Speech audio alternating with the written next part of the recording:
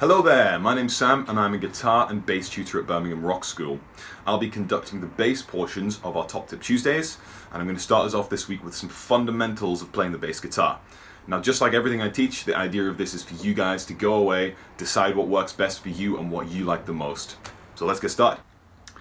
So the first thing I want to talk about is our thumb placement. And by that I mean where we're going to anchor our thumb. Where's our thumb going to be placed when our fingers are plucking?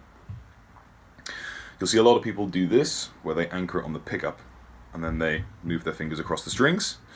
And then you'll also see people doing this, where they anchor it on the lower string, and then switch their thumb to the pickup when they're playing that string. Now these are both great techniques. You'll also see people using that similar technique, but sometimes they have like a little stop screwed into their bass. But what I prefer doing is something called floating thumb, so I use this low string as an anchor when I'm playing this E string. Then when I move to the B string, my thumb kind of floats over the B string, over this low B string, and almost rests on the E string, but is still kind of floating over it. And then when I move my fingers, my thumb just slides across the strings with it. Part of this is because I play a 5 string, so I don't want this low B to be ringing out all the time. But a lot of it is for access, because it means that I can move my hand up and down the strings, and my thumb moves with my fingers. So this also comes into play with the next thing I'd like to talk about, which is where you play between the neck and the bridge.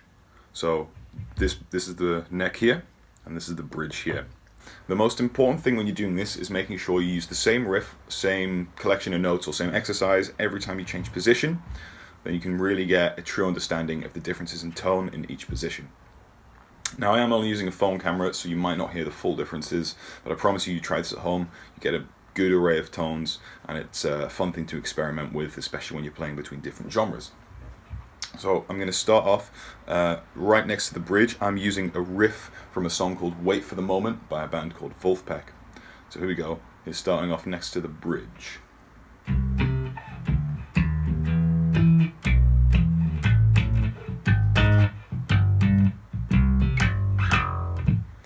So just a few notes from the start of the riff, and that's next to the bridge. So that's where I like it, that's where I tend to play.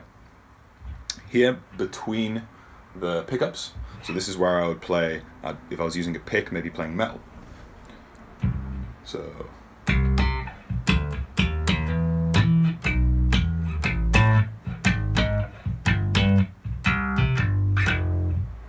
you can hear there's a lot more finger sound.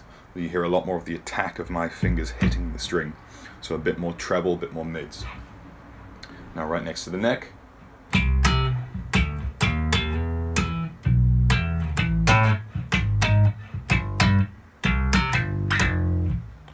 So there for me, you hear a bit less of the attack from your fingers, but you still have all of these trebly sounds going on right next to the neck. So have an experiment with that, and I hope you find it enjoyable. Thank you very much.